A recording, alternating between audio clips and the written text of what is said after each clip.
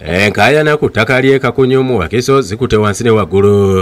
Ku bbalaza nannyini ttaka lino Dr Apollo Kaggwa yakukulumira Minisita omubeezi ow'eby'ettaka Dr Sam Mayanja okulagira abantu okudda ku ttaka lye ate nga yabalirira dda. Bye nali mmanyi nabasetulinga. Bano bandeetedde abasinga sibamanyi. Be mmanyi kubo namala dda okunyonnyola ebibakwatako. Dr Kaggwa yategezezza nti agenda kutwala Minisita Mayanja mu kkooti olw'okumwononera ebintu.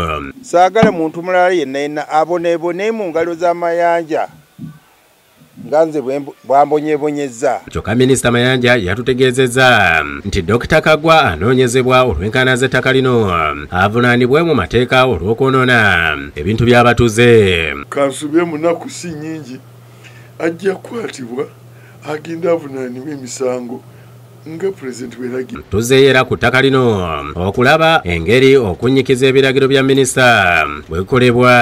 Eno gye tusanze maneja wa faamu eno Paul Adrian Sekamate n'ategeeza nti basobeddwa olw'ebintu byonna okubbibwa. Agambye nti faamu ebaddeko embuzi, ente, enkoko, olusuku n'emmwanyi nga byonna byonooneddwa. Ebadde erina 10 acres ez'olusuku, 4 acres ez'emmwanyi, wabeerawo poultry enkoko 1,500 layers ne broilers 1,000. Agamba nti embuzi zaabaddukako ate ebirala omuli enkoko ne bibbibwa. By'ebidiba by'ebyennyanja bikalidde nga guleede yaleetebwa okusenda ettaka okumenya ppayipu z'amazzi Kati ebyennyanja nabyo ne bifiiramu. Fish ponds ebyennyanja byonna ne bitufaako ate wakyali mazzi n'agamu agagenda mu fish ponds. Fences zonna ne zibbibwa, emiti gyonna ne gisalibwa, ebisolo ebisinga byonna ne bitubulako ne babitubbako. Asabye poliisi okubawa obukuumi kubanga nabo kati ababeerawo bali mu kutya.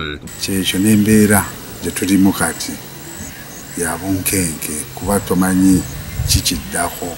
Bo abazzibwa ku bibanja bagenda mu maaso n'okukozesa ebibanja byabwe nga batutegeezezza nti bali mu kuzimba abalala abatandise n'okulima.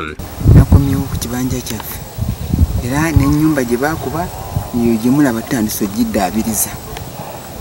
Beebazza Minisita Mayanja ne RDC Justin Mbabazi n'akakiiko akasibwawo pulezidenti okulwanyisa enguzi mu State House okugoberera amazima ne babaza ku bibanja byabwe. Twebaza nnyo ekitongole kya anti-corruption ekikukulirwa General Isoke ne Minisita Sam Mayanja.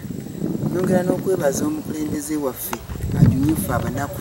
Era basabye gavumenti okubadduukirira n'amabaati basobole okuzimba ng'abalala basabye baweebwe ensigo basobole okuzzaawo ennimiro zaabwe ezaali zaayonoonebwa. Tetulina security emala. Kibanja tubeerako ente tulina security ekolaki? Tulina security emala. Tubeerawo abapoliisi bwe bali naye bakuuma Kaggwa. Tusaba gavumenti etuyambe etuwe kasikayo omukono mu kisa mu buwombeefu asobole okulabika nti atukola ki atuwa ku mabaati tuzimbe atuwe n'ensigo ezirima kati tweddabulula bweddaabuluzi. Kizaawire yakusakidde eggulu erino ku Lwabukedde TV.